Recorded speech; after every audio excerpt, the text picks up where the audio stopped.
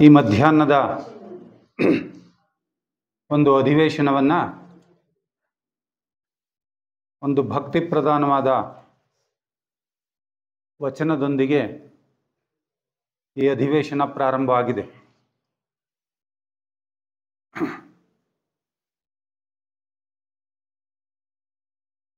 Doctor ಜ್ಯೋತಿ ಅಕ್ಕನವರು ಅವರ ಹಾಡಿಗೆ ಒಂದು ಹೆಚ್ಚಿನ ವಿಶೇಷ ಅಂತ ಅಂದ್ಕೊಳ್ತೀನಿ ನಾನು. ಕಾರಣ ಏನಂದರೆ, ಒಬ್ಬ ಸಾಮಾನ್ಯ ಸಂಗೀತಗಾರ ಹಾಡೋದಕ್ಕೂ ಅವ್ರು ಹಾಡೋದಕ್ಕೂ ಒಂದು ವ್ಯತ್ಯಾಸ ಏನಂದರೆ, ಒಬ್ಬ ಸಂಗೀತಗಾರ ಕೇವಲ ತನ್ನ ಒಂದು ತಾಳ, ಶ್ರುತಿ, ರಾಗ ಅದಷ್ಟಕ್ಕೆ ಮಾತ್ರ ಗಮನ ಕೊಡ್ಬೋದು. ಆದರೆ ಅವರ ಹಾಡಿನ ಇನ್ನೊಂದು ವಿಶೇಷತೆ ಅಂದರೆ, ಅದಕ್ಕೆ ತಕ್ಕಂತಹ ಒಂದು ಭಾವ ಅದರ ಹಿಂದುಗಡೆ ಇರೋದರಿಂದ ಅದಕ್ಕೆ ಒಂದು ವಿಶೇಷವಾದ ತೂಕ ಅಂತ ನಾನು ಅಂದುಕೊಳ್ತೀನಿ. ಅದಕ್ಕೆ ಈಗಿನ ಮಧ್ಯಾಹ್ನದ ಅಧಿವೇಶನಕ್ಕೆ ಒಂದು ಒಳ್ಳೆ ಅಸ್ಥಿಭಾರವನ್ನು ಒಂದು ಸುಂದರವಾದ ವಚನದೊಂದಿಗೆ ಅವರು ಹಾಕ್ಕೊಟ್ಟಿದ್ದಾರೆ. ಸೋದರರಿಗೆ ವಂದನೆಗಳು. ಈಗ ಪತಂಜಲಿ ಯೋಗ ಸೂತ್ರಗಳ ಮುಂದುವರೆದ ಭಾಗ. ಬೆಳಗ್ಗೆ ನಾವು ಯಮ, ನಿಯಮ, ಆಸನ, ಪ್ರಾಣಾಯಾಮ, ಪ್ರತ್ಯಾಹಾರ ಇಷ್ಟು ಭಾಗಗಳನ್ನು ನಾವು ನೋಡಿದ್ವಿ. ಈಗ ಮುಂದಿನ 2 ಭಾಗಗಳನ್ನು ಅಂದರೆ ಧಾರಣ ಮತ್ತು ಧ್ಯಾನ, ಈ 2 ವಿಚಾರಗಳನ್ನು ಕುರಿತು ನಮ್ಮ ಗೌರಿ ಬಿದನೂರಿನ ಸೋದರಿ ಜಲಜಾಕ್ಷಮ್ಮನವರು ನಿನ್ನೆ ಪರಿಚಯ ಮಾಡಿಕೊಳ್ಳುವಾಗ ಹೇಳಿದರು. ಬಟ್ ನನಗೆ ಗೊತ್ತಾಗಲಿಲ್ಲ. ಈಗ ನಾನು ಸ್ವಲ್ಪ ನಿಮ್ಮ ಹಿರಿಯವ್ರದ್ದು ಯಾವುದಾದ್ರೂ ಹೆಸರು ಹೇಳಿ ಅಂತ ಕೇಳಿದ್ರಾಗ ಸುಬ್ರೆಡ್ಡಿ ಮಗಳು ಸರ್, ಸುಬ್ರೆಡ್ಡಿ ಸರ್ ಅಂದರೆ ನಾವು ಅವ್ರಿಗೆ ಪಾದರಸ ಅಂತ ಹೆಸರಿಟ್ಬಿಟ್ಟಿದ್ದೀವಿ. ಈ ಥರ ಪಾದರಸ ಅವರು ಸುಬ್ರೆಡ್ಡಿಯವರು ಅಂದರೆ ಒಳ್ಳೆ ರೀತಿನಲ್ಲಿ ಪಾದರಸಕ್ಕೆ 2 ಅರ್ಥ ಕೊಡ್ತಾರೆ, ಆಮೇಲೆ ಬೇರೆ ಥರ ತಗೊಳ್ಳಂಗಿಲ್ಲ. ಅಂದರೆ ಅಷ್ಟು ಚುರುಕು. ಅವರ ಶ್ರದ್ಧೆನ ನಾವು ನೋಡಿದ್ರೆ ನಿಜವಾಗ್ಲೂ ಒಂದು ಉಪನ್ಯಾಸಕ್ಕೆ ಹೋದರೆ ಉಪನ್ಯಾಸಕಾರರು ಕೊಡುವಂತಹ ಒಂದು ಅಕ್ಷರವನ್ನು ಅವರು ಬಿಟ್ಟಿರೋದಿಲ್ಲ. ನಾನು ಗೌರಿಬಿದನೂರಿಗೆ ಹೋದಾಗ ಸುಮಾರು ಯಾವಾಗ 1998 99 ನಾನು ಗೌರಿಬಿದನೂರಿಗೆ ಹೋದಾಗ ಅಲ್ಲಿ ಒಂದು ಸಾಧನಾ ಶಿಬಿರ ನಡೆದಿತ್ತು. ಆ ಸಾಧನಾ ಶಿಬಿರದಲ್ಲಿ ನಾನು ಕೊಟ್ಟಿದ್ದ ಉಪನ್ಯಾಸ, ನಾನು ಹೇಳಿದ ಹಾಡೋದ್ರಲ್ಲಿ ಪೂರ್ಣ ಬರೆದಿಟ್ಕೊಂಡಿದ್ದೆ. ಎಲ್ಲ ತೋರಿಸ್ತಾ ಇದ್ದಾರೆ, ತಂದು ತಂದು ತಂದು ನೋಡಿ ಸರ್ ನೀವು ಅವಾಗ ಮಾಡಿದ್ರಲ್ಲ ಅದೆಲ್ಲ. ಅಂದರೆ ಅಷ್ಟು ಅವರಲ್ಲಿ ಶ್ರದ್ಧೆ ಇದು. ಅಂದರೆ ನನಗೆ ಗೌರಿಬಿದನೂರಿಗೆ ಹೋದಾಗಿನ ಒಂದು ಅನುಭವನ ಈ ಸಂದರ್ಭದಲ್ಲಿ ಹೇಳ್ಕೊಳ್ಬೇಕು ಅನ್ನೋದಾದರೆ, ಅಲ್ಲಿ ಕಲ್ತಿರೋದೇ ಜಾಸ್ತಿ ಅಂತ ಅಂದ್ಕೊಳ್ತೀವಿ. ಆ ಗೌರಿಬಿದನೂರು ಸೈಡ್ಗೆ ಹೋದರೆ ಆ ನಮ್ಮ ಸೀನಿಯರ್ ಮೆಂಬರ್ಸಿಂದ ಕಲ್ತಿರೋದೇ ಜಾಸ್ತಿ ನಾವು ಇಲ್ಲಿ. ಆಮೇಲೆ ನನಗೆ ಸಮಯ ಇದ್ದರೆ ಕೊನೆಯಲ್ಲಿ ಘಟನೆ ಹೇಳ್ತೀನಿ. ಒಂದು ಘಟನೆ ಹೇಳಬೇಕು ಅನಿಸಿದೆ, ಅದನ್ನು ನಂತರದಲ್ಲಿ ಹೇಳ್ತೇನೆ. ಅಂಥ ನಮ್ಮ ಸುಬ್ಬರೆಡ್ಡಿಯವರ ಮಗಳು ಅಂದರೆ ಅದೇ ಒಂದು ಸದೈವ ಅಂತ ನಾನು ಅಂತೀನಿ. ದೊಡ್ಡ ಶ್ರೀಮಂತರೊಟ್ಟೆನಲ್ಲಿ ಅವ್ರ ಮನೆಗಳಲ್ಲಿ ಹುಟ್ಟಬಹುದು, ಆದರೆ ಸುಬ್ಬರೆಡ್ಡಿಯವ್ರಿಗೆ ಮಗಳಾಗಿ ಹುಟ್ಟಿರೋದೇ ನನ್ನ ಪ್ರಕಾರ ಜಲಜಾಕ್ಷಮ್ಮನವರ ಪುಣ್ಯ ಅಂತ ಹೇಳ್ತಾ. ಆದರೆ ಇನ್ನೊಂದು ವಿಶೇಷ ಏನಂದರೆ, ಅದನ್ನು ಅವರು ಉಳಿಸ್ಕೊಂಡು ಬರ್ತಾ ಇದ್ರಲ್ಲ, ಅದು ಅಕ್ಕನವರ ದೊಡ್ಡತನ. ಅವರೀಗ ಈ ಧಾರಣ ಮತ್ತು ಧ್ಯಾನ ಈ 2 ವಿಷಯಗಳನ್ನ ಕುರಿತು ಅವರು ತಮ್ಮ ಉಪನ್ಯಾಸನ ನೀಡಬೇಕು ಅಂತ ನಾನು ಎಲ್ಲರ ಪರವಾಗಿ ಕೇಳ್ಕೊಳ್ತೇನೆ. ಈ ಒಂದು ಗೋಷ್ಠಿಯ ನಿರ್ದೇಶಕರೇ, ಅಧ್ಯಕ್ಷರೇ ಹಾಗೂ ಎಲ್ಲ ಸೋದರ ಸೋದರಿಯರೇ, ಈಗ ನಾವು ಬೆಳಗಿನಿಂದ ಪತಂಜಲಿಯವರ ಅಷ್ಟಾಂಗ ಯೋಗ ಸೂತ್ರಗಳಲ್ಲಿ 5 ಪಥಗಳನ್ನು ನಾವು ನೋಡಿದ್ದೀವಿ. ಈಗ 6 ಮತ್ತು 7 ಧಾರಣ, ಧ್ಯಾನ ಇವುಗಳನ್ನು ನೋಡೋಣ. ಯಮ, ನಿಯಮ, ಆಸನ, ಪ್ರಾಣಾಯಾಮ, ಪ್ರತ್ಯಾಹಾರ, ಧಾರಣ, ಧ್ಯಾನ, ಸಮಾಧಿಯೋ ಅಷ್ಟಾಂಗಾನಿ.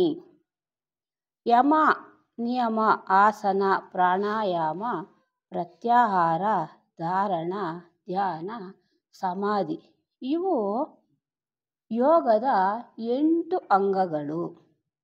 ಇವು ಒಂದಕ್ಕೊಂದು ಪೂರಕವಾಗಿವೆ. ಇವು ಒಂದಕ್ಕೊಂದು ಪೂರಕವಾದಂತಹ 8 ಹೆಜ್ಜೆಗಳು ಇವು. ಇಲ್ಲಿ ಯಮ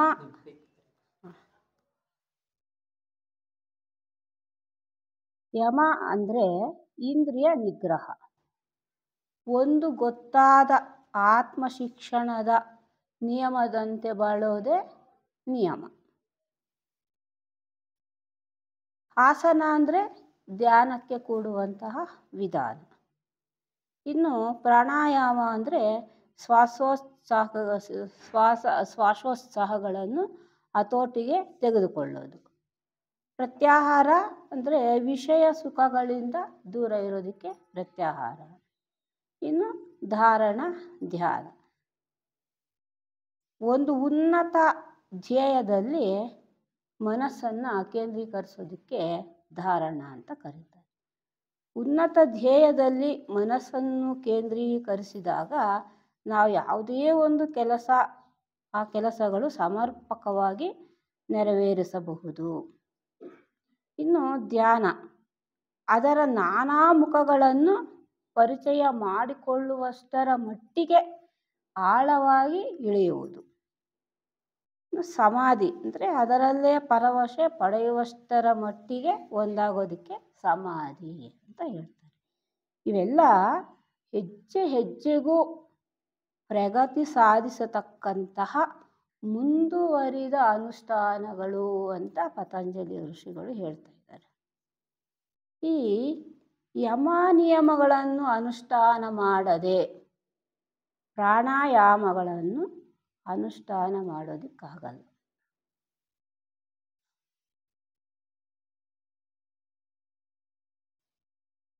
ಯಾಕೆ ಅಂದರೆ ಯಮ ನಿಯಮಗಳ ಮೂಲಕ ಸಾಧಕನು ತನ್ನ ಇಂದ್ರಿಯಗಳನ್ನು, ಆಶೋತ್ತರಗಳನ್ನು, ರಾಗದ್ವೇಷಗಳನ್ನು ಹತೋಟಿಗೆ ತೆಗೆದುಕೊಳ್ಳುತ್ತಾನೆ. ಹೀಗೆಯೇ ಧಾರಣ ಧ್ಯಾನಗಳನ್ನು ಅನುಷ್ಠಾನ ಮಾಡಬೇಕಾದರೆ ನಮ್ಮ ಸ್ಥೂಲ ದೇಹದ ಸ್ವಭಾವವನ್ನು ಸ್ವಾಧೀನಕ್ಕೆ ತೆಗೆದುಕೊಳ್ಳಬೇಕು. ಪತಂಜಲಿ ಯೋಗ ಸೂತ್ರಗಳಲ್ಲಿ ಧಾರಣಕ್ಕೆ ಹೆಚ್ಚು ಮಹತ್ವವನ್ನು ನೀಡಲಾಗಿದೆ. ಪ್ರತ್ಯಾಹಾರದ ನಂತರ ಧಾರಣ ವ್ಯಕ್ತಿಯನ್ನು ಅಥವಾ ಸಾಧಕನನ್ನು ಚಿತ್ತವೃತ್ತಿ ನಿರೋಧಕ್ಕೆ ಕೊಂಡೊಯ್ಯುತ್ತದೆ. ತನ್ನ ಮನಸ್ಸನ್ನು ಒಂದು ಶಿಕ್ಷಣಕ್ಕೆ ಒಳಪಡಿಸುವ ಉದ್ದೇಶದಿಂದ ಕೈಗೊಂಡಂತಹ ಈ ಧಾರಣ ಕ್ರಮಕ್ಕಿಂತಲೂ ಹೆಚ್ಚು ಕಠಿಣತರವಾದ ಸಾಧನಾ ಕ್ರಮ ಇನ್ನೊಂದಿಲ್ಲ ಅಂತ ಇಲ್ಲಿ ಹೇಳ್ತಾ ಇದ್ದಾರೆ. ಇದು ಅಷ್ಟೊಂದು ಕಠಿಣತರವಾದಂತಹ ಸಾಧನ ಕ್ರಮ, ಕಬ್ಬಿಣದ ಕಡಲೆ ಅಂತ ಹೇಳ್ತಾರೆ ನಮ್ಮ ನಿರ್ದೇಶಕರು. ಧಾರಣ ಅಂದರೆ ಮನಸ್ಸಿನ ಮೇಲೆ ಹೆಚ್ಚು ತೀವ್ರತೆಯನ್ನು ನೀಡುವುದು. ಅಂದರೆ ತೀವ್ರತೆ ಅಂದರೆ ಒತ್ತು ಕೊಡುವುದು ಮನಸ್ಸಿನ ಮೇಲೆ. ಒಂದು ಗೊತ್ತಾದ ಮಾರ್ಗದಲ್ಲಿ ಮನಸ್ಸಿಗೆ ಕೊಡುವಂತಹ ಶಿಕ್ಷಣವು ಮನಸ್ಸಿನ ಪ್ರಕೃತಿಯನ್ನು ವ್ಯವಸ್ಥೆಗೊಳಿಸುತ್ತದೆ. ಅಂದರೆ ಮನಸ್ಸಿನ ಪ್ರಕೃತಿ ಅಂದರೆ ಈ ಶಿಕ್ಷಣಗಳಿಂದ ಮನಸ್ಸು ಸ್ವಾಭಾವಿಕವಾಗಿ ಹೇಗಿದೆಯೋ ಅದನ್ನು ಅದೇ ಥರ ನೋಡುವಂತೆ ಅದು ಮನಸ್ಸಿನ ಪ್ರಕೃತಿ ವ್ಯವಸ್ಥೆಗೊಳ್ಳುತ್ತೆ. ಮನಸ್ಸು ತನ್ನ ಯೋಚನೆಗಳನ್ನು, ಭಾವನೆಗಳನ್ನು ನಿರೋಧಿಸಿದರೆ ಧಾರಣ ಸಾಧ್ಯ. ನಮ್ಮ ಸುತ್ತಮುತ್ತಲಿನ ವಾತಾವರಣದಲ್ಲಿ ಹಾದು ಹೋಗುವಂತಹ ಯೋಚನಾ ತರಂಗಗಳಿಗೆಲ್ಲ ಹೋಗೊಟ್ಟು ಮನಃಶಕ್ತಿ ವ್ಯರ್ಥ ಆಗುತ್ತೆ. ಅಂದರೆ ಗೊತ್ತು ಗುರಿ ಇಲ್ಲದಂತಹ ಚಂಚಲವಾದಂತಹ ಪರಿಸ್ಥಿತಿಗಳಿಗೆ ಈ ಮನಸ್ಸು ಹೋಗುಟ್ಟಾಗ ಏನಾಗುತ್ತೆ, ಅಂತಹ ಪರಿಸ್ಥಿತಿಗಳಿಗೆ ಅವಕಾಶ ಮಾಡಿಕೊಟ್ಟಾಗ ನಮ್ಮ ಮನಃಶಕ್ತಿ ವೃಥಾ ಪೋಲಾಗುತ್ತೆ. ಹೊಸದಾಗಿ ಲಗಾಮು ಹಾಕಿ ಪಳಗಿಸಿದಂತಹ ಕುದುರೆಯಂತೆ ತಮ್ಮ ಹತೋಟಿಯನ್ನು ತಪ್ಪಿಸಿಕೊಂಡು ಇಷ್ಟ ಬಂದ ಕಡೆಗೆ ಈ ಮನಸ್ಸಿನ ತಾಡನಗಳು ಮುನ್ನುಗ್ತಾ ಇರ್ತವೆ. ನಮ್ಮ ಮೇಲಿನ ಲೋಕಗಳಲ್ಲಿ ಪ್ರಜ್ಞಾವತ್ತಾಗಿ ಕೆಲಸ ಮಾಡಲು ಪೂರ್ವ ಸಿದ್ಧತೆಯು ಲಭಿಸಿದರೆ ಧಾರಣ ಸಿದ್ಧಿಯಾಗುತ್ತದೆ. ಯಾವುದೇ ಒಂದು ಮಾರ್ಗದಲ್ಲಿ ಶಿಕ್ಷಣ ಪಡೆದ ಮನಸ್ಸನ್ನು ಬೇರೆ ಯಾವ ವಿಷಯಕ್ಕಾದರೂ ಅಳವಡಿಸಿಕೊಳ್ಳಬಹುದು. ಅಂದರೆ ಮನಸ್ಸು ಸ್ವವಿವೇಚನೆಯಿಂದ ಯಾವುದೇ ವಸ್ತು ಅಥವಾ ವಿಷಯಗಳಿಗೆ ಸಂಬಂಧಪಟ್ಟ ತಿಳುವಳಿಕೆಯನ್ನು ಹೆಚ್ಚಿಸಿಕೊಳ್ಳೋದ್ರಿಂದ ಮನಸ್ಸು ಬೆಳೆಯುತ್ತೆ. ಮನಸ್ಸು ಯಾವ ವಸ್ತುವಿನ ಕಡೆ ಗಮನ ಕೊಡುತ್ತೋ ಅದರಂತೆ ಏನು ಮಾಡುತ್ತೆ, ಯಾವುದೇ ಒಂದು ವಸ್ತುವನ್ನು ನೋಡಿದಾಗ ಮನಸ್ಸು ಏನು ಮಾಡುತ್ತೆ, ಅದರ ಒಂದು ರೂಪವನ್ನು ಕಲ್ಪನೆ ಮಾಡಿಕೊಳ್ಳುತ್ತೆ. ನಾವು ಆ ಪರಾತ್ಪರ ಚೈತನ್ಯದ ಅಂಶ. ಅಂತಹ ಒಂದು ಆ ವಿಶ್ವ ಚೈತನ್ಯದ ವಾಹಿನಿಯು ನಮ್ಮಲ್ಲಿ ಖಚಿತವಾಗಿ ಮಧುರವಾಗಿ ಕೆಲಸ ಮಾಡ್ತಾ ಇರುತ್ತೆ. ಕೆಲಸ ಮಾಡುತ್ತಾ ಅಂತಿಮ ಗುರಿಯ ಕಡೆಗೆ ಸಾಗುತ್ತದೆ. ಮನಸ್ಸು ಬೇರೆ ಬೇರೆ ವಸ್ತುಗಳನ್ನು ನೋಡಿದ ತಕ್ಷಣ ಅವುಗಳ ರೂಪಗಳನ್ನು ಪ್ರತಿಬಿಂಬಗಳನ್ನು ತನ್ನಲ್ಲಿ ಕಲ್ಪನೆ ಮಾಡಿಕೊಳ್ಳುತ್ತಾ ಏನು ಮಾಡುತ್ತೆ, ಒಂದಾದ ಮೇಲೆ ಒಂದನ್ನು ಅವುಗಳನ್ನೇ ಮೆಲುಕಾಗ್ತಾನೇ ಇರುತ್ತೆ. ಮನಸ್ಸಿನ ಕೆಲಸನೇ ಅಷ್ಟು ಚಂಚಲವಾಗಿರುತ್ತೆ. ಈ ರೀತಿ ಪದೇ ಪದೇ ಬದಲಾವಣೆಗಳನ್ನು ಹೊಂದುತ್ತಿರುವಂತಹ ಪ್ರವೃತ್ತಿಗಳನ್ನು ತಡೆದು ಮನಸ್ಸನ್ನು ಏಕಾಗ್ರ ಮಾಡಬೇಕು. ಒಂದೇ ವಸ್ತುವಿನ ಮೇಲೆ ಅಥವಾ ಒಂದೇ ರೂಪವನ್ನು ಪೂರ್ಣವಾಗಿ ರೂಪಿಸಿಕೊಂಡು ಅದರ ಕಡೆಗೆ ಪೂರ್ಣ ಗಮನವನ್ನು ಕೊಡುತ್ತಾ ಅದರ ಮೇಲೆ ಮನಸ್ಸನ್ನು ಒಂದೇ ಸಮನೆ ಏಕಾಗ್ರ ಮಾಡುವುದೇ ಸಾಧಕನು ಅಭ್ಯಸಿಸಬೇಕಾದ ಧಾರಣ ಅಂತ ಪತಂಜಲಿ ಮಹರ್ಷಿಗಳು ಇಲ್ಲಿ ಹೇಳ್ತಾ ಇದ್ದಾರೆ.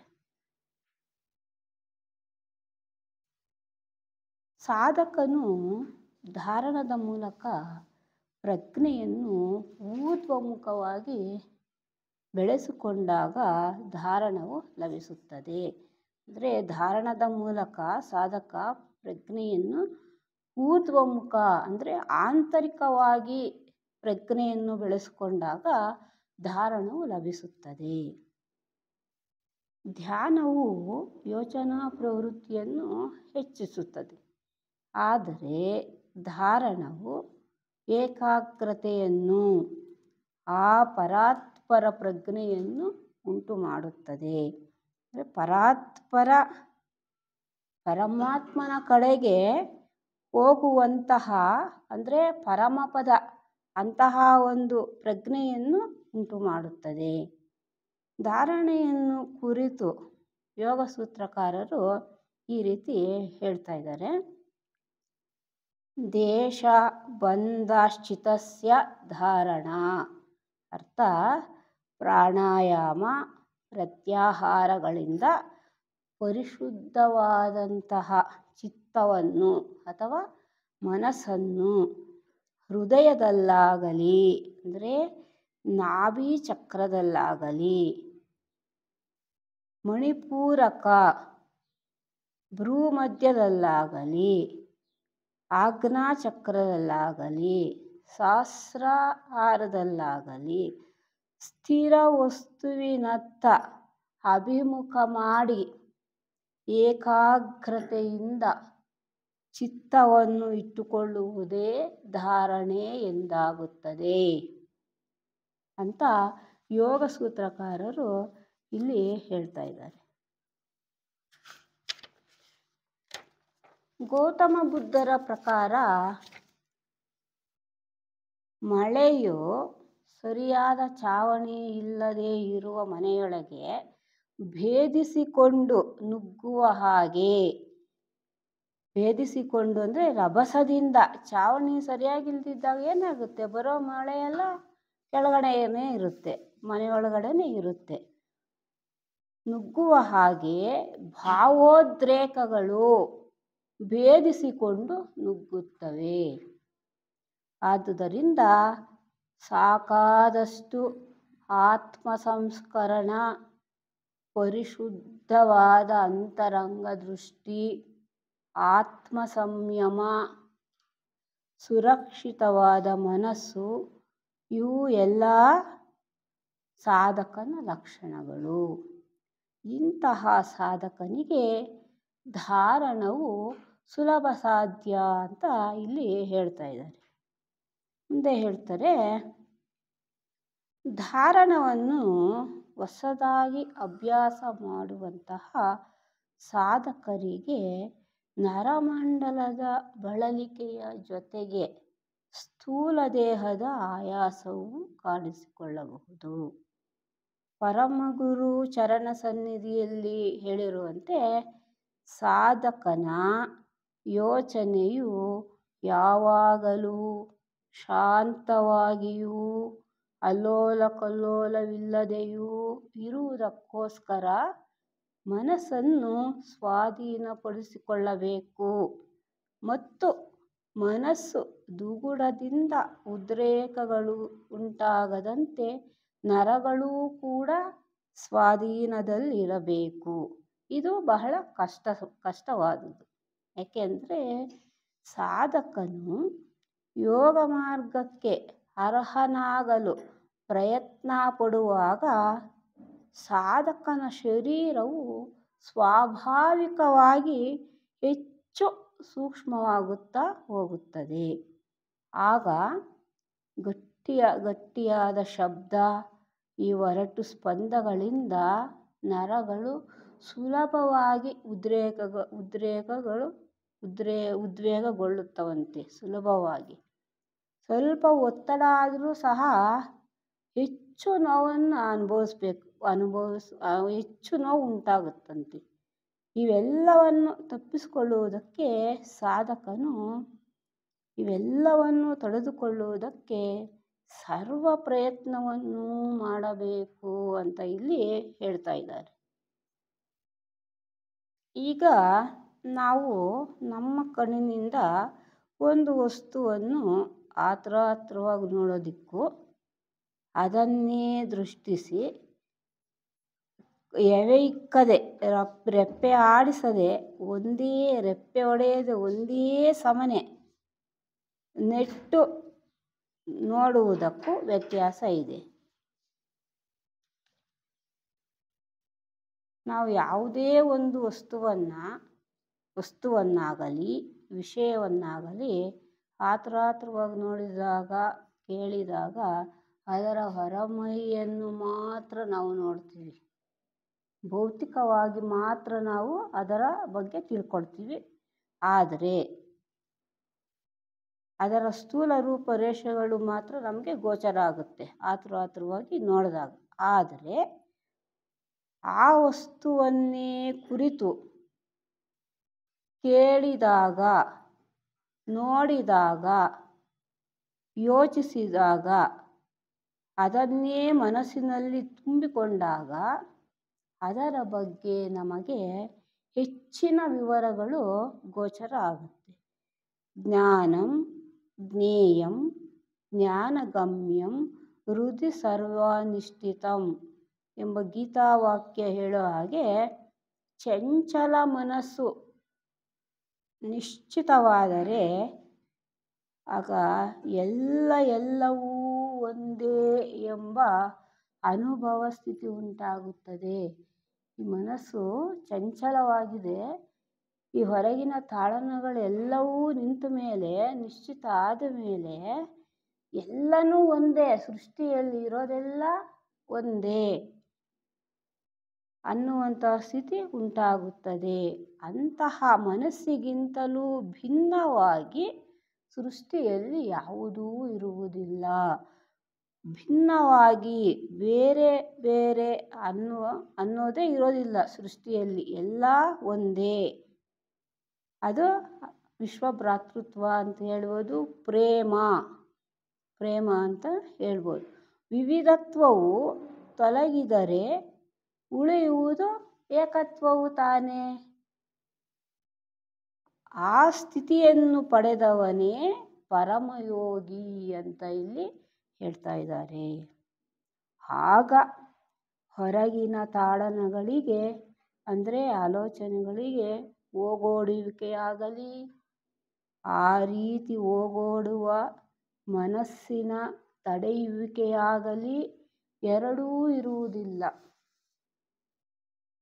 ಆಗ ಧಾರಣವು ಆಳವಾಗಿ ನೆಲೆಗೊಳ್ಳುತ್ತದೆ.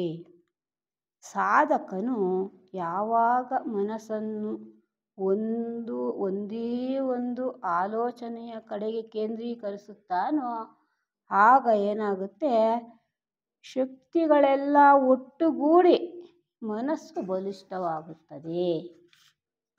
ಈ ರೀತಿ ಮನಸ್ಸು ಒಂದೇ ವಸ್ತುವಿನ ಮೇಲೆ ಏಕಾಗ್ರವಾಗಿ ಧಾರಣ ಮಾಡುವಷ್ಟು ಶಿಕ್ಷಣ ಪಡೆದ ಮೇಲೆ ಆ ವಸ್ತುವನ್ನು ಬಿಟ್ಟು ಮನಸ್ಸನ್ನು ಮಾತ್ರ ಅದೇ ವೃತ್ತಿಶೂನ್ಯ ಅಂದರೆ ಏನೂ ಇಲ್ಲದ ಸ್ಥಿತಿಯಲ್ಲಿಟ್ಟುಕೊಂಡು ವೃತ್ತಿ ಶೂನ್ಯದ ಸ್ಥಿತಿಯಲ್ಲಿಟ್ಟುಕೊಂಡು ಧಾರಣವನ್ನು ಮುಂದುವರಿಸಿದರೆ ಅದು ಮುಂದಿನ ಮೆಟ್ಟಿಲು ಅಂತ ಇಲ್ಲಿ ಹೇಳ್ತಾ ಇದ್ದಾರೆ.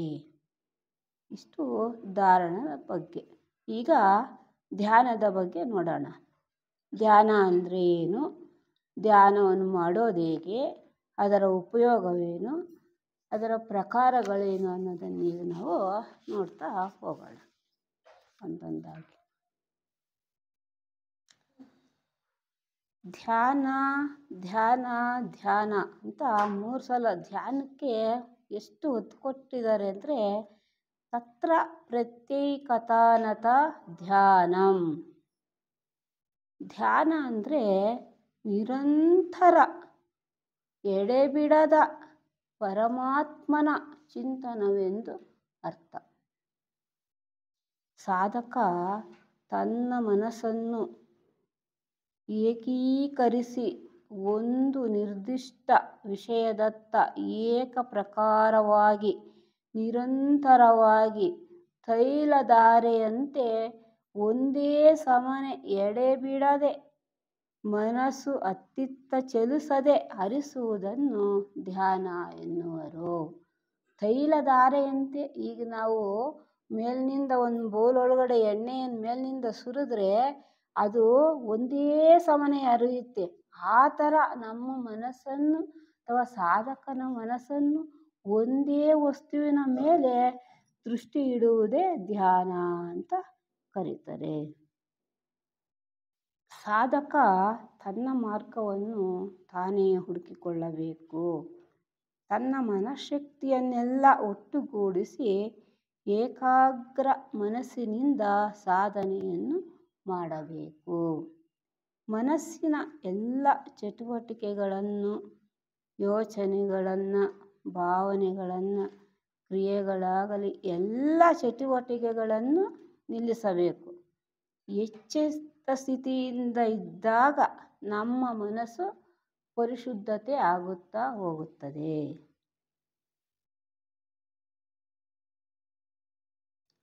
ಹೊರಗಿನ ತಾಡನಗಳಿಗೆ ಕಿವಿಗೊಡದೆ ಮನಸ್ಸಿನಲ್ಲಿ ಆಲೋಚನೆಗಳನ್ನು ನಿಲ್ಲಿಸುವುದು ಅಂದರೆ ಮಾನಸಿಕ ಭಾವ ಪ್ರವಾಹವನ್ನು ನಿಶ್ಚಲವಾಗಿ ಗಾಢವಾಗಿ ನಿಲ್ಲಿಸುವುದೇ, ನೆಲೆಯಾಗಿಸುವುದೇ ಧ್ಯಾನ.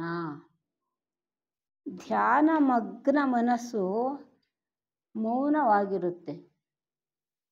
ಧ್ಯಾನವು ಬದುಕಿನ ದೈನಂದಿನ ಬಾಳಿನ ಮೂಲಸತ್ವ. ಗೊತ್ತಿರುವ ವಿಚಾರಗಳ ಸೋಂಕಿಲ್ಲದ ಯಾವುದಾದರೂ ಕ್ಷೇತ್ರವಿದೆಯೇ ಎಂದು ಶೋಧಿಸುವುದೇ ಧ್ಯಾನ. ಎಲ್ಲ ಸಂಕೀರ್ಣ ಪ್ರಕ್ರಿಯೆಗಳನ್ನು ಲಕ್ಷ್ಯವಿಟ್ಟು ಗಮನಿಸುವುದೇ ಧ್ಯಾನ ಅಂತ ಜೆ.ಕೆ. ಕೃಷ್ಣಮೂರ್ತಿಯವರು ಹೇಳ್ತಾ ಇದ್ದಾರೆ. ಇನ್ನು ಒಂದು ಅರ್ಥದಲ್ಲಿ ಧ್ಯಾನ ಅಂದರೆ ಧ್ಯ ಅಂದರೆ ಥಿಂಕಿಂಗ್, ನ ಅಂದರೆ ಇಲ್ಲ, ಯೋಚನೆ ಇಲ್ಲದ ಸ್ಥಿತಿಯೇ ಧ್ಯಾನ. ಧಿ ಅಂದರೆ ಬುದ್ಧಿ, ಬುದ್ಧಿಯ ಯಾನ ಅಂದರೆ ಪ್ರಯಾಣ, ನಮ್ಮಲ್ಲಿರುವ ಆತ್ಮ ವಸ್ತುವಿನ ಕಡೆಗೆ ಧಿ ಅನ್ನುವ ವಸ್ತು ಪ್ರಯಾಣ ಮಾಡುತ್ತಾ ಆತ್ಮನ ಕಡೆಗೆ ತಿರುಗುತ್ತದೆ.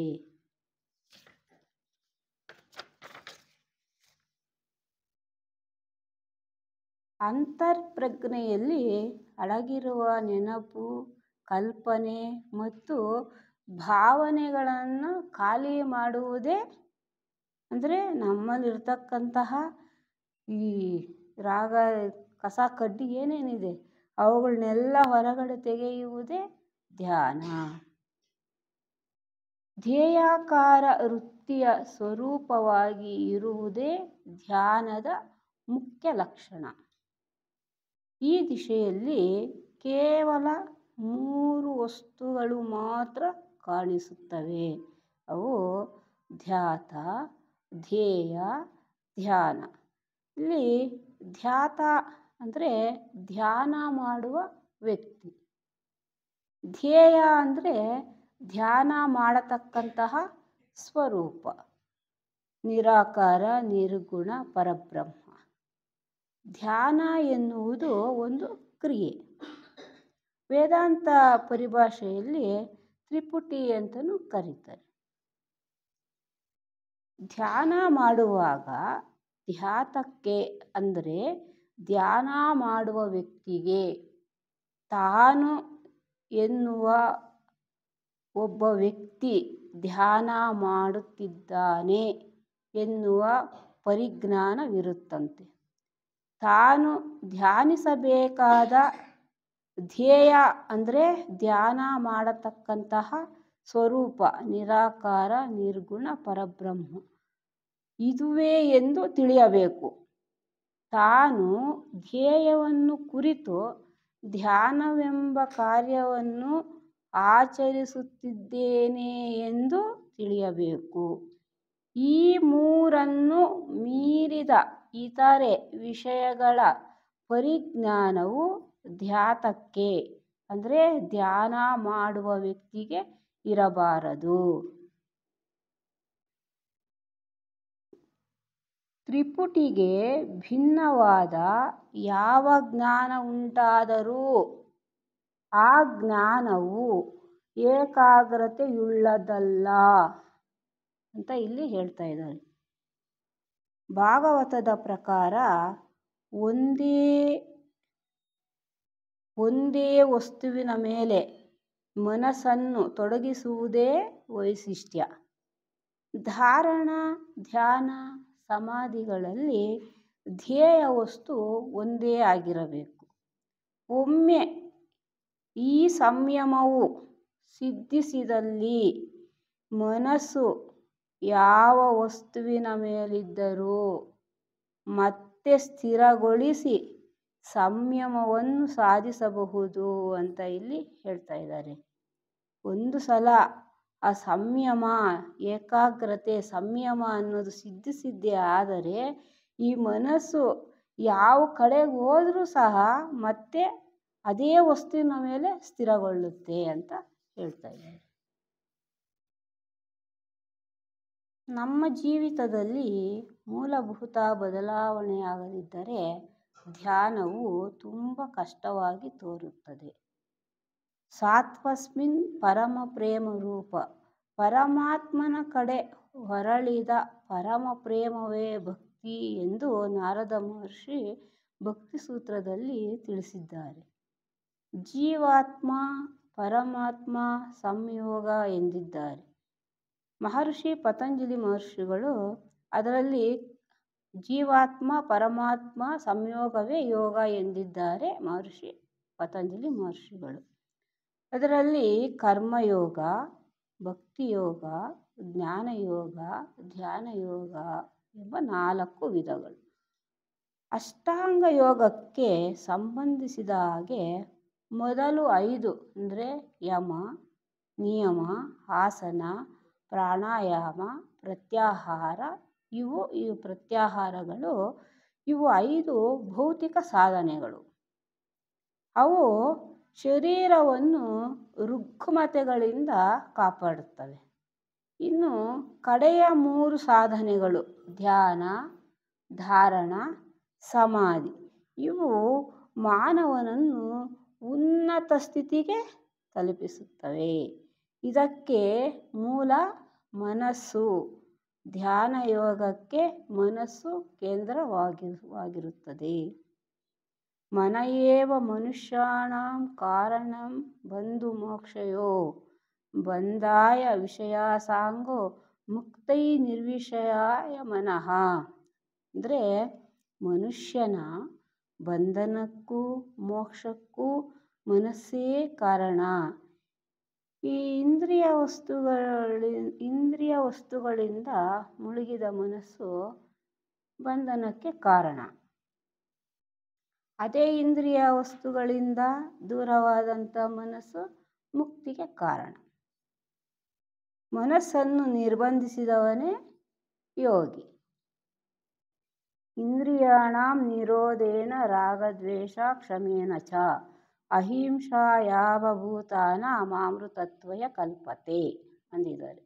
ಇಂದ್ರಿಯಗಳನ್ನು ನಿಯಂತ್ರಿಸುವುದರಿಂದ, ರಾಗದ್ವೇಷಗಳನ್ನು ನಾಶ ಮಾಡುವುದರಿಂದ, ಅಹಿಂಸೆಯನ್ನು ಅವಲಂಬಿಸುವುದರಿಂದ ಮನುಷ್ಯ ಮೋಕ್ಷವನ್ನು ಪಡೆಯಬಹುದು ಅಂತ ಉಪನಿಷತ್ತಿನಲ್ಲಿ ಹೇಳಿದ್ದಾರೆ. ಶಾರೀರಿಕವಾಗಿ, ಮಾನಸಿಕವಾಗಿ, ವೈಜ್ಞಾನಿಕವಾಗಿ, ಆಧ್ಯಾತ್ಮಿಕವಾಗಿ ಎಲ್ಲ ಹಂತಗಳಲ್ಲಿಯೂ ಅಭಿವೃದ್ಧಿಯನ್ನು ಸಾಧಿಸಿದಂತಹ ಮನುಷ್ಯ ತನ್ನ ವ್ಯಕ್ತಿತ್ವಕ್ಕೆ ಒಂದು ನಿರ್ದಿಷ್ಟವಾದ ರೂಪಕಲ್ಪನೆಯನ್ನು ಮಾಡಿಕೊಳ್ಳಬೇಕಾಗುತ್ತಲ್ವ. ಅದಕ್ಕೇನು ಮಾಡಬೇಕು? ಇದಕ್ಕಿರುವುದೊಂದೇ ದಾರಿ, ಧ್ಯಾನದ ಮೊರೆ ಹೋಗುವುದು ಅಂತ ಇಲ್ಲಿ ಹೇಳ್ತಾ ಇದ್ದಾರೆ. ಈ ಧ್ಯಾನಕ್ಕೆ ಯಾವುದೇ ಉದ್ದೇಶವಿರುವುದಿಲ್ಲ. ಧ್ಯಾನಕ್ಕೆ ಯಾವುದೇ ಉದ್ದೇಶವಿರುವುದಿಲ್ಲ. ಮೌನದಲ್ಲಿ ನಡೆಯುವ ಕ್ರಿಯೆಯನ್ನು ಧ್ಯಾನ ಎನ್ನುತ್ತಾರೆ. ಧ್ಯಾನದಿಂದ ಆಲೋಚನಾರಹಿತಿಯನ್ನು ಕಂಡುಕೊಳ್ಳುತ್ತೇವೆ. ಉಸಿರಾಟದಲ್ಲಿ ಮನಸ್ಸಿನ ಎಲ್ಲ ಭಾವನೆಗಳು ಅಡಕವಾಗಿರುತ್ತವೆ. ಧ್ಯಾನ ಮಾಡದ ಮನಸ್ಸನ್ನು ಹಿಡಿತದಲ್ಲಿ ಇಟ್ಟುಕೊಳ್ಳುವುದಕ್ಕೆ ಆಗುವುದಿಲ್ಲ. ಧ್ಯಾನವು ಅತ್ಯಂತ ಶ್ರೇಷ್ಠವಾದ ಕಲೆ ಅಂತ ಹೇಳ್ತಾರೆ. ಧ್ಯಾನದಿಂದ ಈ ದೈಹಿಕ ಜೀವನವು ದೈವಿಕ ಜೀವನವಾಗಿ ಮಾರ್ಪಡುತ್ತದೆ. ಇಂತಹ ಒಂದು ಧ್ಯಾನಕ್ಕೆ ಯಾವುದೇ ಧನದ ಅವಶ್ಯಕತೆ ಇರೋದಿಲ್ಲ, ಹಣದ ಅವಶ್ಯಕತೆ ಇರೋದಿಲ್ಲ. ಧ್ಯಾನದಿಂದ ಆಂತರಿಕ ಶಕ್ತಿಗಳು ಅರಳುತ್ತವೆ. ಅಂತರಂಗದ ಮೌನದಿಂದ ಪ್ರಶಾಂತತೆ ಪ್ರಾಪ್ತಿಯಾಗುತ್ತದೆ. ಪ್ರಾರ್ಥನೆಯು ಧ್ಯಾನದ ಮೊದಲ ಮೆಟ್ಟಿಲು. ಧ್ಯಾನವು ಪ್ರಾರ್ಥನೆಯ ಅತ್ಯುನ್ನತ ಹಂತ. ಪ್ರಾರ್ಥನೆ ಅಂದರೆ ನಮ್ಮ ಪ್ರಜ್ಞೆಯನ್ನು ದೈವದತ್ತವಾಗಿಸುವುದೇ ಪ್ರಾರ್ಥನೆ.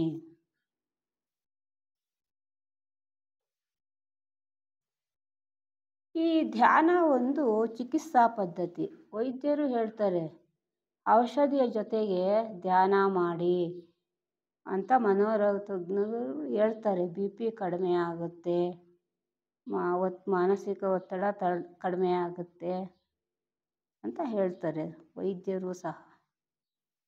ನಮ್ಮ ಆತ್ಮ ಸಂದರ್ಶನ ಧ್ಯಾನದ ಮುಖಾಂತರ ಆಗುತ್ತದೆ. ಆಧ್ಯಾತ್ಮಿಕ ಹಾದಿಯಲ್ಲಿ ಇರುವವರಿಗೆ ಧ್ಯಾನ ಅತ್ಯಂತ ಉಪಯೋಗ ಅಂತ ಇಲ್ಲಿ ಹೇಳ್ತಾ ಇದ್ದಾರೆ. ಯೋಗಿಗಳು ಧ್ಯಾನದ ಮುಖಾಂತರ ಚೈತನ್ಯವನ್ನು ತಿಳಿಯಬಲ್ಲರು.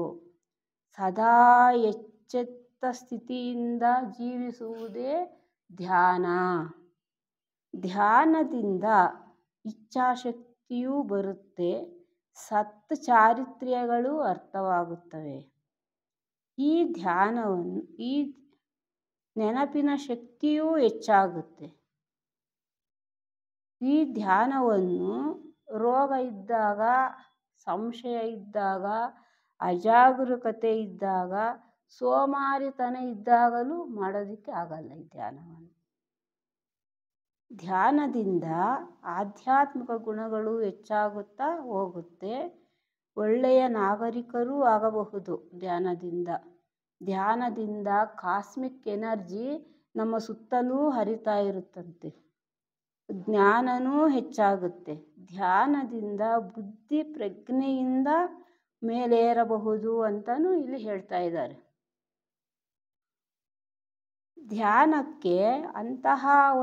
ಧ್ಯಾನಕ್ಕೆ ಕೊನೆಯೂ ಇಲ್ಲ, ಮೊದಲೂ ಇಲ್ಲ. ಇದು ಅದೊಂದು ಮಳೆ ಹನಿಯಂತೆ ಎಂದು ಲೇಖಕರು ಇಲ್ಲಿ ಹೇಳ್ತಾ ಇದ್ದಾರೆ. ಇದಕ್ಕೆ ಕೊನೆಯೂ ಇಲ್ಲ, ಮೊದಲು ಇಲ್ಲ. ಮಳೆ ಹನಿ ಕೊನೆ ಮೊದಲು ಅನ್ನೋದಿದೆಯಾ?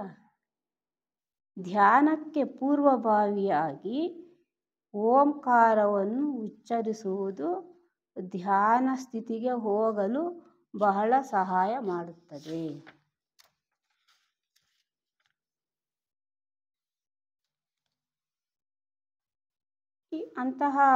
ಈ ಧ್ಯಾನದಲ್ಲಿ ವಿವಿಧ ಪ್ರಕಾರಗಳಿವೆ. ಅವು ಕ್ರಿಶ್ಚಿಯನ್ ಮೆಡಿಟೇಷನ್, ಟಿಬೇಟಿಯನ್ ಮೆಡಿಟೇಷನ್, ಸೂಫಿ ಮೆಡಿಟೇಷನ್, ವಿಪಶ್ಯನಾ ಮೆಡಿಟೇಷನ್, ಆನಾಪಾನಸತಿ, ಹೀಗೆ ಪಿರಮಿಡ್ ಮೆಡಿಟೇಷನ್, ಹಲವಾರು ವಿಧಗಳು ಇವೆ ಧ್ಯಾನದಲ್ಲಿ. ಆನಾ ಅಂದರೆ ಉಸಿರನ್ನು ನಮ್ಮ ದೇಹದೊಳಕ್ಕೆ ತೆಗೆದುಕೊಳ್ಳೋದು. ಉಸಿರು ನಮ್ಮ ದೇಹದೊಳಕ್ಕೆ ಹೋಗುವುದಕ್ಕೆ ಆನಾ ಅಂತೀವಿ. ಉಸಿರು ಹೊರಗೆ ಬರುವುದಕ್ಕೆ ಪಾನ ಅಂತೀವಿ. ಇದನ್ನು ಗಮನಿಸುವುದಕ್ಕೆ ಸತಿ ಅಂತ ಕರೀತಾರೆ. ಉಸಿರಾಟದ ಗಮನವನ್ನು ಆನಾಪಾನಸತಿ ಎಂದು ಕರೆಯುತ್ತಾರೆ. ನಮ್ಮ ದೇಹದಲ್ಲಿ ನೋವನ್ನು ಗಮನಿಸುವುದು. ನೋವನ್ನು ಅಂದರೆ ಈಗ ನನಗೆ ತಲೆನೋವು ಬಂದಿದೆ, ಅದನ್ನು ಯಾವುದೇ ಒಂದು ಪ್ರತಿಕ್ರಿಯಿಸದೆ ಸುಮ್ಮನೆ ನೋಡುವುದು. ಇಲ್ಲಿ ಮನಸ್ಸಿಗೆ ಏನು ಕೆಲಸ ಇರೋದಿಲ್ಲ, ಸುಮ್ಮನೆ ಗಮನಿಸುವುದು, ಸುಮ್ಮನೆ ನೋಡಬೇಕು. ಇಲ್ಲಿ ನೋಡುವವನು ಇರುವುದಿಲ್ಲ, ಸುಮ್ಮನೆ ಗಮನಿಸುವುದಕ್ಕೆ ವಿಪಶ್ಯನಾ ಎಂದು ಕರೆಯುತ್ತಾರೆ. ಎಲ್ಲಿಯವರೆಗೆ ಮನುಷ್ಯ ತನ್ನ ಸ್ವಂತ ಹಿತ ಮೇಲ್ಮೈಯಲ್ಲೇ ವಾಸಿಸುತ್ತಾನೋ ಅಲ್ಲಿಯವರೆಗೂ ಏನು ಲಭಿಸಲ್ಲ? ಶಾಂತಿ ಲಭಿಸುವುದಿಲ್ಲ. ಎಲ್ಲಿ ಶಾಂತಿ ಇಲ್ಲವೋ ಅಲ್ಲಿ ಧ್ಯಾನಕ್ಕೆ ಅವಕಾಶವಿರುವುದಿಲ್ಲ. ಒಬ್ಬ ವ್ಯಕ್ತಿ ನಿದ್ರೆ ಮಾಡುತ್ತಿದ್ದಾಗ ಆತನು ಕಾಮದೇಹದಲ್ಲಿ ಕುಡಿತ, ರೋಗ, ದೌರ್ಬಲ್ಯ, ಸಾವು, ಕೌಟುಂಬಿಕ ಕಲಹ ಇತ್ಯಾದಿ ಚಿತ್ರಗಳನ್ನು ಕಲ್ಪಿಸಿಕೊಂಡಾಗ ಅವನ ಕಾಮದೇಹವು ಹಾಳಾಗುತ್ತದೆ. ಅಂತಹ ವ್ಯಕ್ತಿ ಕಾಮದೇಹವನ್ನು ಶುದ್ಧಿ ಮಾಡಿಕೊಳ್ಳಲು ನಿರಂತರವಾಗಿ ಧ್ಯಾನ ಮಾಡಬೇಕಾಗುತ್ತದೆ. ಈ ಧ್ಯಾನವು ಬಲಾತ್ಕಾರದ ಹೊರೆಯಾಗಬಾರ್ದು.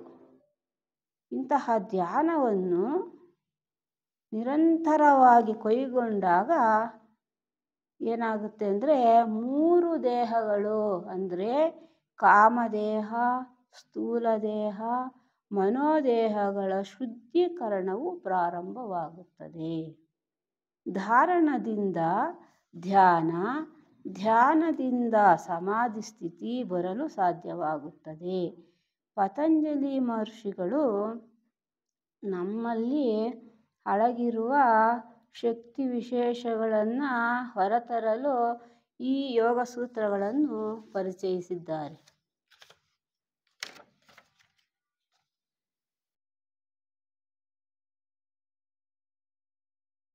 ಧ್ಯಾನದಿಂದ ಗಾಢವಾದಂತಹ ವಿಶ್ರಾಂತಿ ಬರುತ್ತೆ, ಒತ್ತಡ ನಿವಾರಣೆ ಆಗುತ್ತೆ, ಏಕಾಗ್ರತೆ ಬರುತ್ತೆ, ರೋಗ ನಿರೋಧಕ ಶಕ್ತಿನೂ ಹೆಚ್ಚಾಗುತ್ತೆ, ನಿರಾಶೆ, ಹತಾಶೆ, ಕಳವಳ, ಭಯ, ಆತಂಕ, ಒಂಟಿತನ ಇವೆಲ್ಲನೂ ದೂರ ಆಗುತ್ತೆ. ಇಂತಹ ಒಂದು ಧ್ಯಾನವನ್ನು ಎಡೆಬಿಡದೆ ಮಾಡುವುದರಿಂದ ಇವೆಲ್ಲ ತೊಂದರೆಗಳಿಂದ ದೂರ ಇರಬಹುದು ಅಂತ ಇಲ್ಲಿ ಹೇಳ್ತಾ ಇದ್ದಾರೆ. ಧ್ಯಾನ ಮಾಡುವುದರಿಂದ ವಯಸ್ಸು ಕಡಿಮೆ ಆಗಿ ಕಾಣುತ್ತಂತೆ. ಅದೊಂದು ಅಂತರ್ದೃಷ್ಟಿ ಬೆಳೆಯುತ್ತಂತೆ. ಅಂದರೆ ವಯಸ್ಸು ಕಡಿಮೆ ಆಗುತ್ತೆ ಅಂದರೆ 60 ವರ್ಷ ಇರೋರು 40 ವರ್ಷ ಥರ ಕಾಣ್ಬೋದಂತೆ. ಧ್ಯಾನ ಅಷ್ಟೊಂದು ಹೆಂಗಾಗಿ ಕಾಣ್ತಾರಂತೆ ನಿರಂತರವಾಗಿ ಧ್ಯಾನ ಮಾಡೋದ್ರಿಂದ. ಸೃಜನಶೀಲತೆ ಬೆಳೆಯುತ್ತದೆ.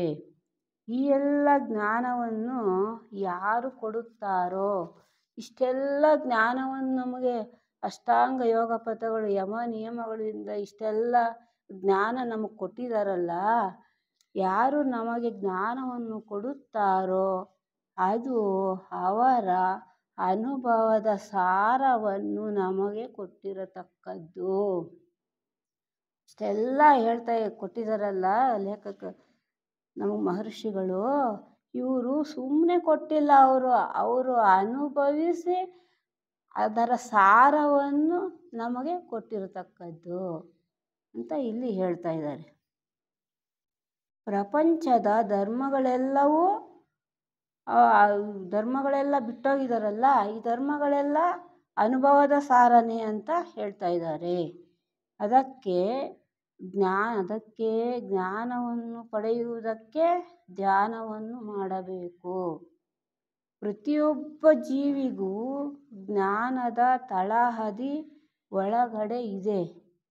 ಅದನ್ನು ಧ್ಯಾನದಿಂದ ಮೇಲಕ್ಕೆತ್ತಬೇಕು. ನಾವು ಈಶ್ವರನ ಒಂದು ಕಿಡಿ ಅಂದಮೇಲೆ ನಮಗೆ ಆ ಎಲ್ಲ ಗುಣಗಳು ನಮ್ಮ ಒಳಗಡೆನೇ ಇದೆ. ಅವುಗಳನ್ನು ಸರ್ವ ಪ್ರಯತ್ನಗಳಿಂದ ನಾವು ಪಡೆದುಕೊಳ್ಳಬೇಕು ಅಂತ ಹೇಳ್ತಾರೆ. ದುಃಖವನ್ನು ನಿವಾರಿಸುವುದಕ್ಕೆ ಧ್ಯಾನವನ್ನು ಮಾಡಬೇಕು. ಧ್ಯಾನದ ಸ್ಥಿತಿಯಿಂದ ಮುಕ್ತಿಯನ್ನು ಪಡೆಯಬಹುದು. ಧ್ಯಾನದ ಗುಣ ಮತ್ತು ಸ್ಫೂರ್ತಿ ಮುಖ್ಯವಾದವುಗಳು.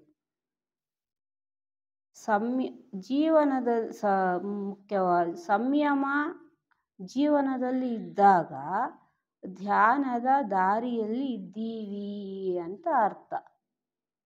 ಧ್ಯಾನವು ಫಲಕಾರಿಯಾಗಿದೆ ಅನ್ನುವುದಕ್ಕೆ ಸಾಕ್ಷಿ ನಮ್ಮ ಜೀವನವು ಹಸನಾದುದೇ ಅದಕ್ಕೆ ಸಾಕ್ಷಿ ಅಂತ ಹೇಳ್ತಾ ಇದ್ದಾರೆ ಇಲ್ಲಿ.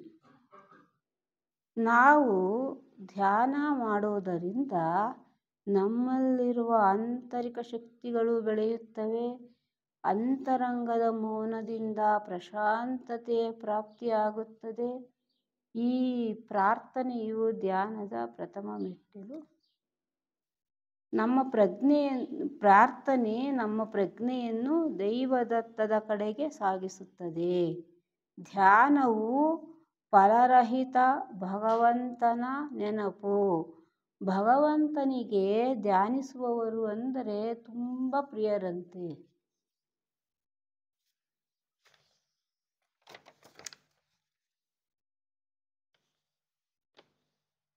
ಧ್ಯಾನಕ್ಕೆ ಬುದ್ಧಿ ಮನಸ್ಸುಗಳ ಸಂಯೋಗ ಹಾಗೂ ಕರ್ಮ ಧರ್ಮಗಳ ಸಮನ್ವಯ ಅತಿ ಮುಖ್ಯ. ಧ್ಯಾನ ವಜ್ರ ಇದ್ದ ಹಾಗೆ ಅಂತ ಇಲ್ಲಿ ಹೇಳ್ತಾ ಇದ್ದಾರೆ. ದಿನವಹಿ ಧ್ಯಾನವನ್ನು ಮಾಡುವುದರಿಂದ ನಮ್ಮಲ್ಲಿರುವಂತಹ ಅಹಂಕಾರವು ತಗ್ಗುತ್ತದೆ. ನಮ್ಮ ಸ್ಥೂಲ ದೇಹದ ಕೆಲಸಗಳಿಗೆಲ್ಲ ಮನಸ್ಸಿನ ಸಂಕಲ್ಪಗಳೇ ಆಧಾರವಾದ್ದರಿಂದ ಸಾಧಕ ಮನಸ್ಸಿಗೆ ಹೆಚ್ಚು ಗಮನವನ್ನು ಕೊಡಬೇಕು. ನಾವು ಇರುವ ಸ್ಥಿತಿಯಿಂದ ಉತ್ತಮ ಸ್ಥಿತಿಗೆ ಬರುವುದಕ್ಕೆ ಧ್ಯಾನ ಮುಖ್ಯ. ಇಂತಹ ಧ್ಯಾನ ಓಂಕಾರವನ್ನು ಪೂರ್ಣಾಕ್ಷರವಾಗಿ ಉಚ್ಚರಿಸಿದಾಗ ಅದು ಪ್ರಜ್ಞೆಯನ್ನು ಮನಸ್ಸಿಗಿಂತ ಉನ್ನತ ಸ್ಥಿತಿಗೆ ಹೋಗುವಂತೆ ಮಾಡುತ್ತದೆ. ಓಂಕಾರದ 3 ಅಕ್ಷರಗಳಾದ ಅಕಾರ, ಮಕಾರ, ಉಕಾರ, ಉಕಾರಗಳನ್ನು ಒಂದೇ ಮಟ್ಟದ ಶ್ರುತಿಯಲ್ಲಿ ಒಂದಾದ ಮೇಲೆ ಮತ್ತೊಂದನ್ನು ಉಚ್ಚರಿಸಬಹುದು ಎಂದು ಇಲ್ಲಿ ಹೇಳುತ್ತಾರೆ ಅಂತ ಹೇಳಿ ನನ್ನ ಈ ಮಾತುಗಳನ್ನು ನಿಲ್ಲಿಸುತ್ತೇನೆ. ನನಗೆ ಇಂತಹ ಒಂದು ಅವಕಾಶವನ್ನು ಕಲ್ಪಿಸಿಕೊಟ್ಟಿದ್ದಕ್ಕೆ ನಿರ್ದೇಶಕರಿಗೆ ಮತ್ತೊಮ್ಮೆ ವಂದಿಸುತ್ತಾ, ನಿಮ್ಮೆಲ್ಲರಿಗೂ ವಂದಿಸುತ್ತಾ ನನ್ನ ಈ ಭಾಷಣವನ್ನು ಮುಗಿಸುತ್ತೇನೆ.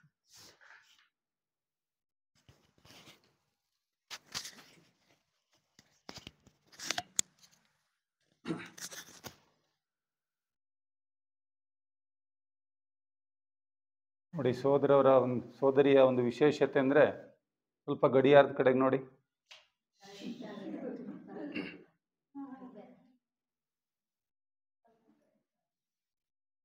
ನಾವು ಸ್ವಲ್ಪ ಆಚೆ ಈಚೆ ಆಗ್ಬಿಡ್ತೀವಿ. ಅವರು ಕರೆಕ್ಟಾಗಿ ಅವರ ಸಮಯದ ಪರಿಮಿತಿ ಏನಿತ್ತು ಅದಕ್ಕೆ ಸರಿಯಾಗಿ ತಾವೇನು ಹೇಳಬೇಕು ಅಷ್ಟನ್ನು ಸ್ಪಷ್ಟವಾಗಿ, ಯಾವುದೇ ಅಡೆತಡೆ ಇಲ್ಲದೇನೆ, ಸಹಜವಾಗಿ, ಸರಳವಾಗಿ, ಯಾವ ಏರಿಳಿತಗಳು, ಯಾವ ಉದ್ವೇಗಗಳು ಯಾವುದೂ ಇಲ್ಲದೇನೆ ಒಂದು ರೀತಿ ಅವ್ರು ಹೇಳಿದ್ರು, ಧ್ಯಾನ ಅಂದರೆ ಮಳೆಯ ಹನಿಯಂತೆ ಅಂತ. ಹಂಗೆ ಅವರು ಒಂದು ರೀತಿ ತೈಲಧಾರೆಯಂತೆ ಅಂತ ನಾನು ಹೇಳ್ತೀನಿ. ಅವ್ರ ಉಪನ್ಯಾಸ ಹೇಗಿತ್ತು ಅಂದರೆ, ಈ ದೇವಸ್ಥಾನಗಳಲ್ಲಿ ಅಭಿಷೇಕ ಮಾಡುವಾಗ ಮೇಲೆ ಒಂದು ಕಟ್ಟಿರ್ತಾರೆ, ಅದೇನು ಹೇಳ್ತಾರೆ ಅದಕ್ಕೆ, ಧಾರಾಪಾತ್ರೆ ಅಂತ. ಧಾರಾಪಾತ್ರೆನ ಇಟ್ಬಿಟ್ಟು ಅದಕ್ಕೆ ನೀರು ತುಂಬಿಸ್ತಾರೆ, ಖಾಲಿ ಆದಂಗೆ ಆಗ್ತಾ ಇರ್ತಾರೆ. ಅವರ ಎಲ್ಲ ಪ್ರಕ್ರಿಯೆ ಮುಗಿಯೋವರೆಗೂ ಆ ನೀರು ಧಾರಾಕಾರವಾಗಿ ಶಿವಲಿಂಗದ ಮೇಲೆ ಬೀಳ್ತಾ ಇರುತ್ತೆ. ಹಾಗೆ ಅವರು ಒಂಥರ ಧಾರಾಪಾತ್ರೆಯಲ್ಲಿ ಆ ಶಿವಲಿಂಗದ ಮೇಲೆ ನೀರು ಬಿದ್ದ ಹಾಗೆ ಸಹಜವಾಗಿ, ಸರಳವಾಗಿ.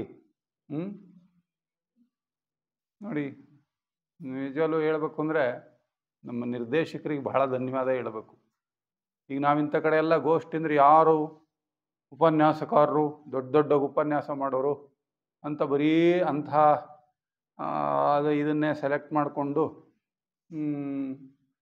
ಅನ್ನೋ ಥರ ನಡೆದಿರುತ್ತೆ.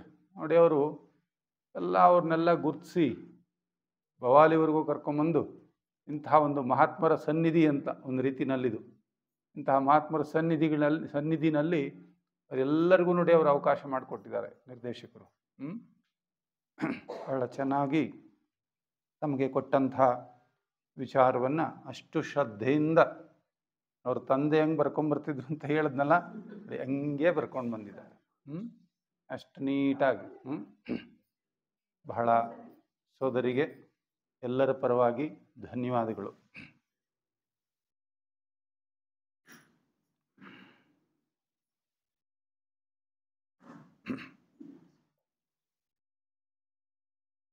ಹೇಳಕ್ಕೇನು ಉಳಿಸಿಲ್ಲ ಅವರು. ಹೇಳೋದಕ್ಕೆ ಏನೂ ಉಳಿಸ್ಲಿಲ್ಲ ಅವರು. ಆಗಲಿ. ಧಾರಣ ಮತ್ತು ಧ್ಯಾನ ಇದೆರಡಕ್ಕೂ ಏನು ವ್ಯತ್ಯಾಸ? ಧಾರಣ ಮತ್ತು ಧ್ಯಾನ ಇದೆರಡಕ್ಕೂ ಏನು ವ್ಯತ್ಯಾಸ? ಧಾರಣದಲ್ಲಿ ಸಾಧಕ ತಾನು ಯಾವ ಒಂದು ಧ್ಯೇಯವನ್ನು ಇಟ್ಕೊಂಡಿರ್ತಾನೋ ಅದರ ಮೇಲೆ ಆಗಾಗ ತನ್ನ ಮನಸ್ಸನ್ನು ತಂದು ಬಿಡ್ತಾ ಇರ್ತಾನೆ. ಅದು ಹೋಗ್ತಾ ಇರುತ್ತೆ. ಅಗೈನ್ ಇವನೇನು ಮಾಡ್ತಾನೆ, ತನ್ನ ಸ್ವಪ್ರಯತ್ನದಿಂದ ಪುನಃ ಅದರ ಮೇಲೆ ತಂದು ಯಾವ ಒಂದು ಧ್ಯಾನ ವಸ್ತುವನ್ನು ಅವನು ಆಯ್ಕೆ ಮಾಡ್ಕೊಂಡಿರ್ತಾನೋ, ಅದು ಧ್ಯಾನ ವಸ್ತು, ಧ್ಯಾನ ವಿಷಯ ಯಾವುದಾದ್ರೂ, ಅವನು ಒಂದು ಇಷ್ಟ ದೇವತೆ ಯಾವುದೇ ಆಗಿರ್ಬೋದು, ಪುನಃ ಪುನಃ ತನ್ನ ಗಮನವನ್ನು ಅದರ ಮೇಲೆ ತಂದು ತಂದು ತಂದು ಬಿಡ್ತಾ ಇರ್ತಾನೆ. ಅದು ಹೋಗ್ತಾ ಇರುತ್ತೆ, ಇವನು ಮತ್ತೆ ಕರೆದುಕೊಂಡು ಬಿಡ್ತಾ ಇರ್ತಾನೆ. ಪ್ರಯತ್ನ, ಅದು ಒಂದು ರೀತಿಯಲ್ಲಿ ಏಕಾಗ್ರತೆ. ಅದು ಎಷ್ಟು ಸಮಯ ಇರ್ಬೋದು? ಕೆಲವು ಕ್ಷಣಗಳು ಇರ್ಬೋದು, ಮತ್ತೆ ಅದು ಹೋಗುತ್ತೆ, ಮತ್ತೆ ಕರ್ಕೊಂಡು ಬಂದ್ಬಿಡ್ತಾನೆ, ಮತ್ತೆ ಹೋಗುತ್ತೆ. ಈಗ ನಡೀತಾ ಇರುತ್ತೆ ಈ ಧಾರಣ ಅಂತಕ್ಕಂಥದ್ದು. ಧ್ಯಾನದಲ್ಲಿ ಏನಾಗುತ್ತೆ, ಯಾವ ಒಂದು ಧ್ಯೇಯವನ್ನು ಅವನು ಇಟ್ಕೊಂಡಿರ್ತಾನೋ ಆ ಧ್ಯಾನ ವಸ್ತುವಿನಲ್ಲಿ ಹೆಚ್ಚು ಕಾಲ ಅದು ನಿಲ್ಲುತ್ತೆ. ಆ ಧ್ಯಾನ ವಸ್ತುವಿನ ಮೇಲೆ,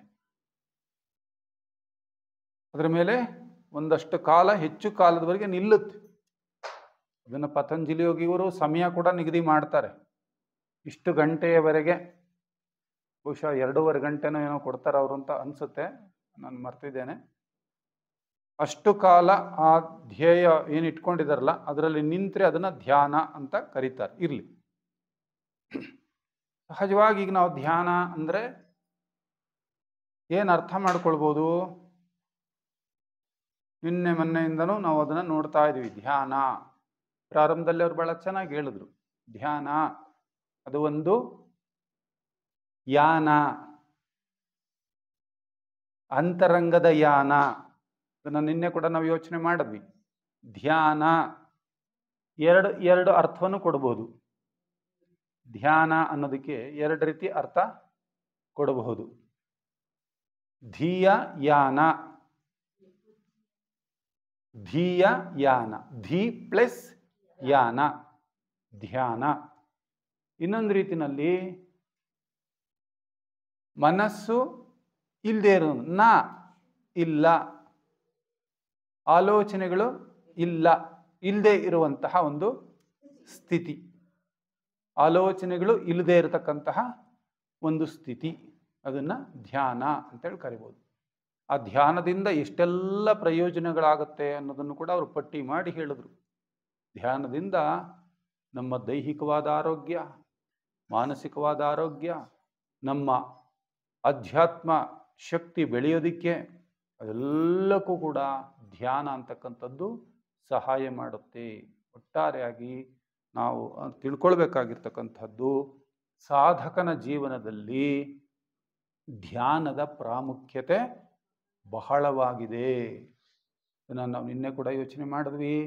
ಧ್ಯಾನದಿಂದ ಜ್ಞಾನ, ಧ್ಯಾನದಿಂದ ಜ್ಞಾನ, ಜ್ಞಾನದಿಂದ ವಿಜ್ಞಾನ. ನಮ್ಮೆಲ್ಲ ತಿಳುವಳಿಕೆಗಳನ್ನ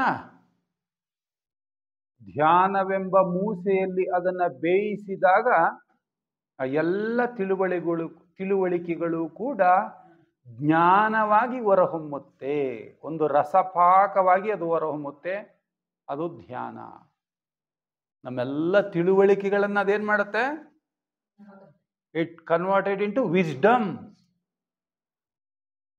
ಇದುವರೆಗೂ ಬರೀ ತಿಳುವಳಿಕೆ ಆಗಿತ್ತು. ಇದು ನಾನಲ್ಲ, ಇದು ದೇಹ ನಾನಲ್ಲ, ಮನಸ್ಸು ನಾನಲ್ಲ ಅಂತ ನಾವು ಕತೆ ಕೇಳಿದ್ವಿ. ಧ್ಯಾನದಲ್ಲಿ ಏನಾಗುತ್ತೆ, ಅದು ನಮಗೆ ಅರ್ಥ ಆಗುತ್ತೆ. ಅದು ನಮಗೆ ನಮ್ಮ ಈ ಕೆಳಗಿನ ಉಪಕರಣಗಳಿಂದ ನಮ್ಮ ಪ್ರಜ್ಞೆನ ಧ್ಯಾನದಲ್ಲಿ ನಾವು ಹಿಂದಕ್ಕೆ ತೆಗೆದುಕೊಂಡು ನಾವು ಈ ಕೆಳಗಿನ ಉಪಾಧಿಗಳನ್ನು ನಾವು ನೋಡ್ಕೊಳ್ತಾ ನಮಗೆ ಇದರ ಪರಿಮಿತಿ, ಇವುಗಳ ಅಶಾಶ್ವತತೆ ಅಂತಕ್ಕಂಥದ್ದು ಅರ್ಥ ಆದಾಗ ಇದನ್ನು ಬಿಟ್ಟು ಇನ್ನೊಂದು ಸ್ಟೆಪ್ ಮೇಲಕ್ಕೆ ಹೋಗ್ತೀವಿ. ಮೇಲಕ್ಕೆ ಹೀಗೆ ನಮ್ಮ ಪ್ರಜ್ಞೆಯಲ್ಲಿ ನಡೆಯುವ ಒಂದು ಸುದೀರ್ಘವಾದ ಪ್ರಯಾಣ. ಇದು ಸುದೀರ್ಘವಾದ ಪ್ರಯಾಣ. ಧ್ಯಾನ ನಮ್ಗೇನು ಹೇಳ್ಕೊಡುತ್ತೆ? ಜೆ.ಕೆ. ಅವರೊಂದು ಕಡೆ ಹೇಳ್ತಾರೆ, you are strange for yourself. ಓ ಮನುಷ್ಯ, ನಿನಗೆ ನೀನೇನಾಗ್ಬಿಟ್ಟಿದೀಯಾ? ಅಪರಿಚಿತನಾಗಿದ್ದೀಯಾ. ಸೊ ಈ ಧ್ಯಾನ ನಮಗೆ ಪರಿಚಯಿಸೋದು ಕೊಡುತ್ತೆ. ನಮಗೆ ಪರಿಚಯಿಸುತ್ತೆ. ಇದೆಂತ ಒಂದು ರೀತಿ ನೋಡಿ ವಿಚಿತ್ರ ಅಂದರೆ, ನಮಗೆ ಗೊತ್ತಿಲ್ಲ, ನಾವ್ಯಾರು ಅಂತ ನಮಗೆ ಗೊತ್ತಿಲ್ಲ. ಸೊ ಧ್ಯಾನ ನಮ್ಗೆ ಅದನ್ನು ಪರಿಚಯ ಮಾಡಿಸ್ಕೊಡುತ್ತೆ ಅಂತ ಹೇಳ್ತಾ, ಮತ್ತೊಮ್ಮೆ ಸೋದರಿ ಜಲ್ಜಾಕ್ಷಕ್ನವ್ರಿಗೆ ಎಲ್ಲರ ಪರವಾಗಿ ಧನ್ಯವಾದಗಳು.